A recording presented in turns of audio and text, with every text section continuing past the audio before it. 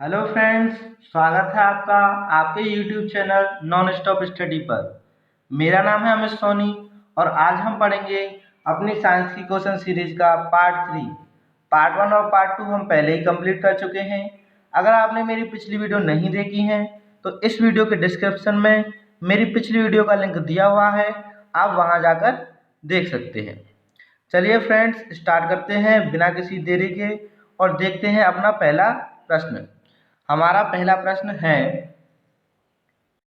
प्रश्न 1, निम्न में से ऊष्मा का कुचालक है। फ्रेंड्स, इस क्वेश्चन का आपका ऑप्शन ए सही आंसर हो जाएगा। शीशा ऊष्मा का कुचालक होता है। ये जो हीट है उसको ऑब्जर्व नहीं कर पाता है। बाकी सारी बी, सी और डी जो है आपके हीट को ऑब्जर्व कर लेते हैं।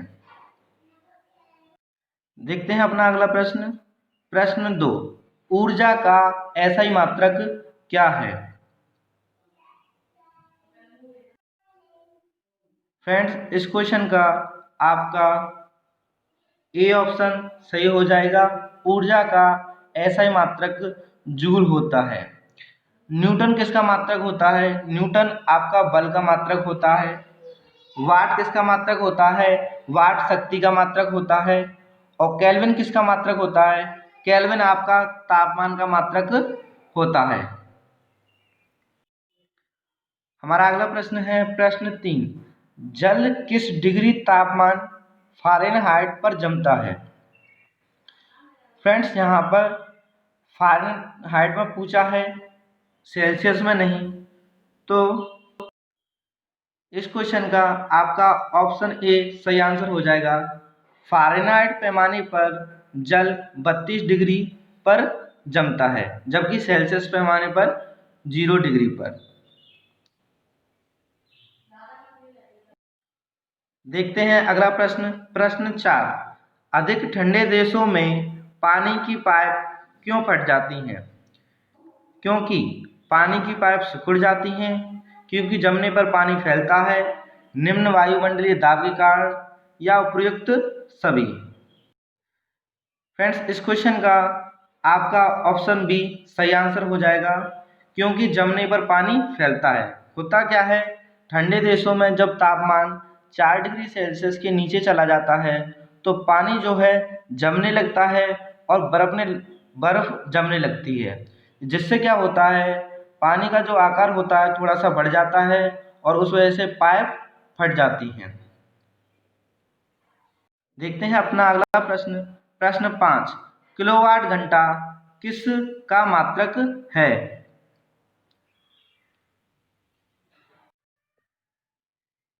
विद्युत ऊर्जा का, दाब का, समय का, या शक्ति का। तो इस क्वेश्चन का आपका ऑप्शन ए सही आंसर हो जाएगा। किलोवाट घंटा विद्युत ऊर्जा का मात्रक होता है। घरों में जो बिजली प्रयुक्त की जाती है उसको किलोवाट घंटा में ही मापते हैं।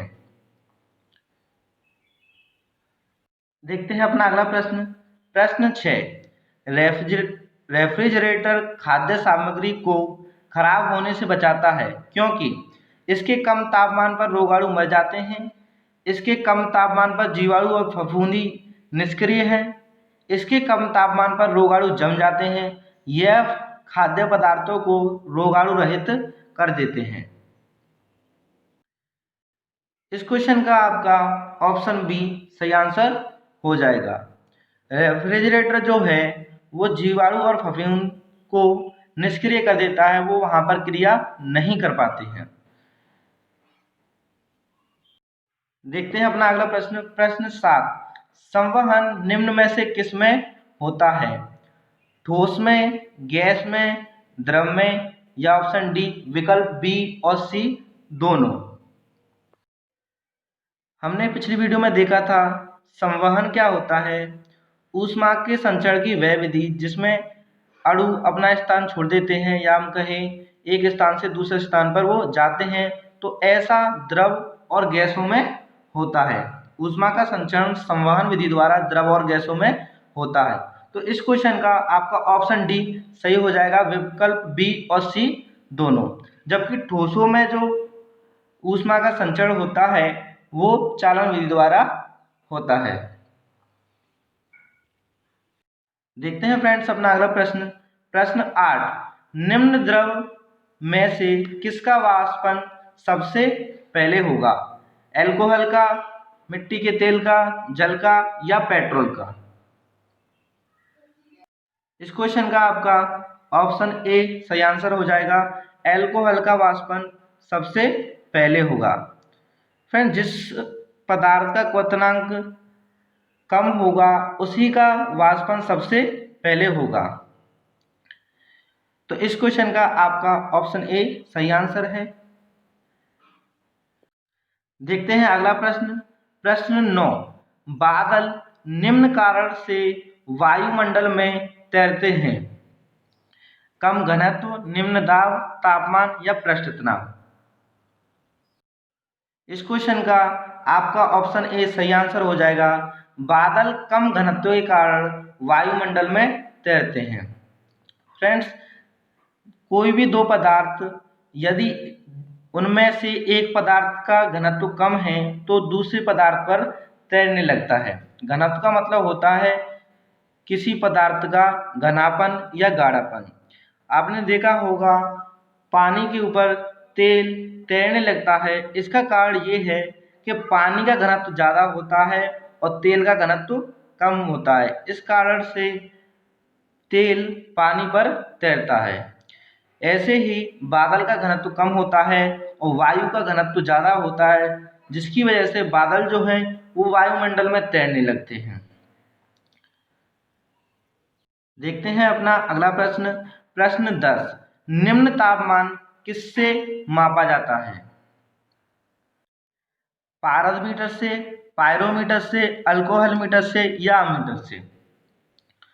तो इस क्वेश्चन का आपका ऑप्शन सी सही आंसर हो जाएगा। जो निम्न तापमान होता है माइनस के 40 डिग्री सेल्सियस से नीचे का जो तापमान होता है उसे हम अल्कोहल मीटर से मापते हैं।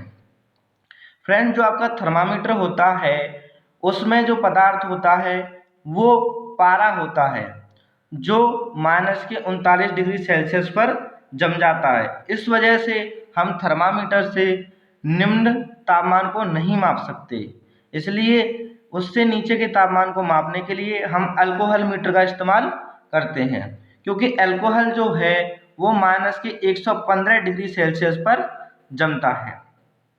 जो पारदमीटर होता है वो आपका थर्मामीटर होता है और पायरोमीटर आपका उच्च तापमान को मापने में प्रयुक्त होता है, जबकि अमीटर से हम विद्युत धारा नापते हैं। तो इस क्वेश्चन का जो आपका सही आंसर है वो ऑप्शन सी है।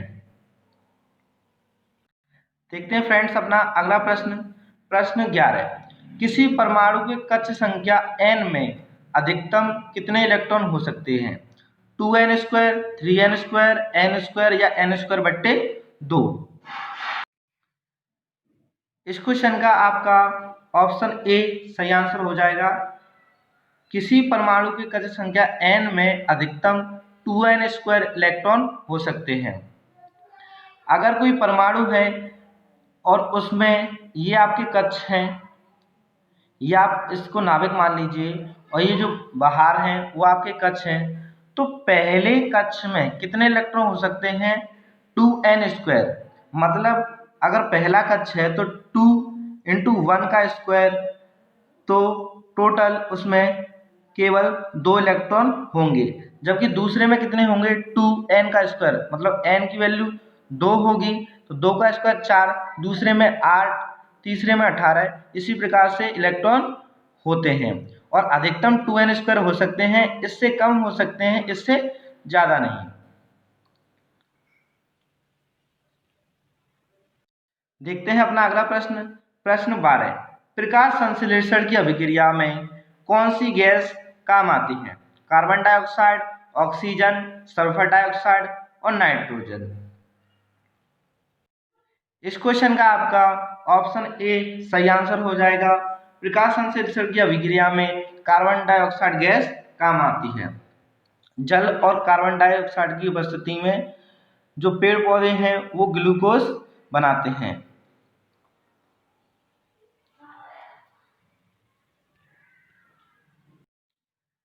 देखते हैं अपना अगला प्रश्न। प्रश्न 13, कार्बन डाइऑक्साइड गैस जल से कितनी भारी होती है? 1.5 गुना, 2 गुना, 2.5 गुना या 3 गुना?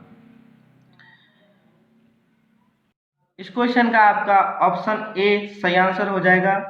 फ्रेंड, जो कार्बन डाइऑक्साइड गैस होती है CO2, वो जल से 1.5 गुना भारी होती है। तो इस क्वेश्चन का आपका ऑप्शन ए सही आंसर हो जाएगा। देखते हैं फ्रेंड्स अपना अगला प्रश्न। प्रश्न 14, मार्स गैस का रासायनिक नाम क्या है? मीथेन, कार्बन डाइऑक्साइड, हाइड्रोजन या इथेन? तो इस क्वेश्चन का आपका ऑप्शन ए सही आंसर हो जाएगा। मार्स गैस का रासायनिक नाम मीथेन होता है। मीथेन का जो रासायनिक फॉर्मूला होता है वो CH4 होता है। देखते हैं अपना अगला प्रश्न। प्रश्न 15, अम्ल एवं क्षार के संयोग से लवण और जल बनाने की रासायनिक अभिक्रिया को क्या कहते हैं? ऑक्सीकरण, अपचयन, उदासीनीकरण या इनमें से कोई नहीं? तो इस क्वेश्चन का आपका ऑप्शन सी सही आंसर हो जाएगा। अम्ल और क्षार के संयोग से लवण और जल बनाने की अभिक्रिया उदासीनीकरण कहलाती है। हम समझेंगे इसको एक एग्जाम्पल से। यहाँ पे आपके सामने एक अभिक्रिया लिखी हुई है। NaOH जो है वो आपका क्षार है। NaOH जो है वो आपका क्षार है। HCl आपका अम्ल है। तो क्षार और अम्ल मिलकर NaCl एक लवण और जल बना रहे हैं। तो इसी अभिक्रिया को हम क्या कहते हैं? उदासीनीकरण कहते हैं। OH आयन जिसमें पाया जाता है वो आपके क्षार होते हैं और H+ आयन जिसमें पाया जाता है वो आपके अम्ल होते हैं। तो इस अभिक्रिया को फ्रेंड्स क्या बोलेंगे? उदासीनीकरण। देखते हैं अपना अगला प्रश्न। प्रश्न 16, विद्युत बल्ब में मुख्यतः कौन सी गैस भरी जाती है? ऑक्सीजन, हाइड्रोजन, हीलियम या ऑर्गन? तो फ्रेंड्स, विद्युत बल्ब में मुख्यतः ऑर्गन गैस भरी जाती है। अगर इसमें जो दूसरी गैस भरी जाती है वो है नाइट्रोजन। ऑर्गन के साथ 25 से 26% नाइट्रोजन मिलाकर विद्युत बल्ब में भरी जाती है। देखते हैं अपना अगला प्रश्न। प्रश्न 17, शुद्ध जल का pH मान कितना होता है? 5, 6, 7, 8? तो शुद्ध जल का जो pH मान है वो 7 होता है। तो इस क्वेश्चन का आपका ऑप्शन सी सही आंसर हो जाएगा। देखते हैं फ्रेंड्स अपना अगला प्रश्न। प्रश्न 18, निम्न में से कौन सी अधातु है जो विद्युत का सुचालक होती है? हीलियम, ऑक्सीजन, ग्रेफाइट या नियॉन? बहुत ही इंपॉर्टेंट क्वेश्चन है फ्रेंड्स। इस क्वेश्चन का आपका ऑप्शन सी सही आंसर हो जाएगा। ग्रेफाइट एकमात्र ऐसी अधातु है जो विद्युत का सुचालक होती है और ग्रेफाइट जो है वो कार्बन का अपरूप होती है। तो इस क्वेश्चन का आपका ऑप्शन सी सही आंसर है। देखते हैं अपना अगला प्रश्न। प्रश्न 19, निम्न में से किसमें अंतर आणविक बल सबसे ज्यादा होता है? ठोस में, द्रव में, गैस में या इनमें से कोई नहीं? तो इस क्वेश्चन का आपका ऑप्शन ए सही आंसर हो जाएगा। ठोसों में सबसे ज्यादा अंतराणविक बल पाया जाता है। अंतराणविक बल बेसिकली होता क्या है? किसी पदार्थ के जो अणु होते हैं वो आपस में अपने आप को जिस बल से खींचे रखते हैं, जोड़े रखते हैं, उसको हम अंतराणविक बल कहते हैं। तो ये जो है ठोसों में सबसे ज्यादा पाया जाता है।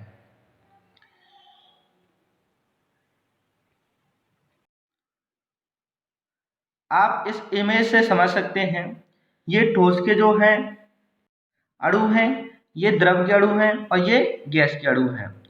ठोस के जो अणु हैं वो काफी पास पास हैं। इसका मतलब ये है कि इनमें अंतराणविक बल बहुत ज्यादा है और द्रव के अणु थोड़े दूर दूर हैं। इसका मतलब इनमें अंतराणविक बल ठोसों से कम है और गैस के जो अणु हैं उनमें आणविक बल नगण्य के लगभग होता है, बहुत ही कम होता है।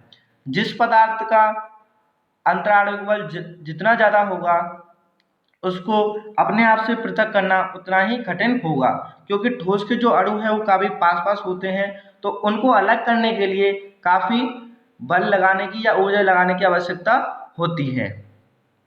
तो सबसे ज़्यादा अंतराणविक बल ठोसों में होता है। देखते हैं अपना अगला प्रश्न, प्रश्न 20। जीव विज्ञान का जनक, फादर ऑफ बायोलॉजी किसे कहा जाता है? तो इस क्वेश्चन का आपका ऑप्शन डी सही आंसर हो जाएगा। जीव विज्ञान का जनक अरस्तु को कहा जाता है। देखते हैं अपना अगला प्रश्न, प्रश्न 21। मधुमक्खी पालन के अध्ययन को क्या कहते हैं? एपीकल्चर, एंथोलॉजी, एंटोमोलॉजी या ऑर्निथोलॉजी? इस क्वेश्चन का आपका ऑप्शन ए सही आंसर हो जाएगा। मधुमक्खी पालन के अध्ययन को एपीकल्चर बोलते हैं। एंथोलॉजी किसके अध्ययन को बोलते हैं? एंथोलॉजी आपके पुष्पों के, फूलों के अध्ययन को बोलते हैं। एंटोमोलॉजी किसे बोलते हैं?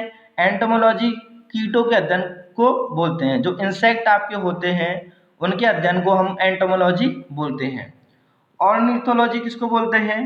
पक्षियों के जो अध्ययन होता है उसको हम ऑर्निथोलॉजी बोलते हैं। देखते हैं फ्रेंड्स अपना अगला प्रश्न, प्रश्न 22। विषाणु की खोज किसने की थी? जो वायरस होता है उसकी खोज किसने की थी? तो इस क्वेश्चन का आपका ऑप्शन ए सही आंसर हो जाएगा। दिमित्री इवानोव्स्की ने विषाणु की खोज की थी। एंटोनी ऑन लीवनहॉक ने जीवाणु की खोज, बैक्टीरिया की खोज की थी। और अरस्तु को हम जीव विज्ञान का जनक, फादर ऑफ बायोलॉजी कहते हैं। देखते हैं अपना अगला प्रश्न, प्रश्न 23। जुगनू में कौन सा रासायनिक पाया जाता है जिसके कारण से वह रात में चमकता है? फास्फोरस, कैरोटीन, ल्यूसीफेरिन, इनमें से क्यों नहीं? कोई नहीं। इस क्वेश्चन का आपका ऑप्शन सी सही आंसर हो जाएगा। जो रात में जुगनू चमकते हैं उनमें ल्यूसीफेरिन नाम का एक रसायन पाया जाता है जिसके ऑक्सीकरण से वो जलने लगता है। तो इस क्वेश्चन का आपका ऑप्शन सी सही आंसर हो जाएगा। कैरोटीन क्या होता है? कैरोटीन के कारण ही गाय के दूध का रंग जो है पीला दिखाई देता है। देखते हैं अपना अगला प्रश्न, प्रश्न 24। संसार का सबसे छोटा पक्षी कौन सा है? हमिंगबर्ड, शुतुरमुर्ग, कीवी या इनमें से कोई नहीं? फ्रेंड्स इस क्वेश्चन का आपका ऑप्शन ए सही आंसर हो जाएगा। संसार का जो सबसे छोटा पक्षी है वो आपका हमिंगबर्ड है। इसको हम गुंजन पक्षी के नाम से भी जानते हैं। जबकि संसार का सबसे बड़ा पक्षी, जीवित पक्षी जो है संसार का, वो शुतुरमुर्ग है। तो इस क्वेश्चन का आपका ऑप्शन ए सही आंसर है। संसार का सबसे छोटा पक्षी हमिंगबर्ड है जिसको हम गुंजन पक्षी के नाम से भी जानते हैं। देखते हैं फ्रेंड्स अपना अगला प्रश्न और इस वीडियो का लास्ट प्रश्न, कार्बोहाइड्रेट के अलावा ऊर्जा एक प्रमुख स्रोत है। विटामिन, प्रोटीन, वसा या इनमें से कोई नहीं? तो इस क्वेश्चन का आपका ऑप्शन सी सही आंसर हो जाएगा। कार्बोहाइड्रेट तो आपके ऊर्जा देते ही हैं, उसके अलावा अगर ऊर्जा का कोई अन्य स्रोत है तो वो है आपका वसा। कार्बोहाइड्रेट जो होते हैं वो आपके इंस्टेंट एनर्जी, मतलब तुरंत आपको ऊर्जा देते हैं, जबकि वसा आपको लॉन्ग टर्म एनर्जी देते हैं। इसलिए इस क्वेश्चन का ऑप्शन सी सही आंसर हो जाएगा। फ्रेंड्स आज के लिए इतना ही, बाकी के क्वेश्चन हम डिस्कस करेंगे अब अपनी अगली वीडियो में।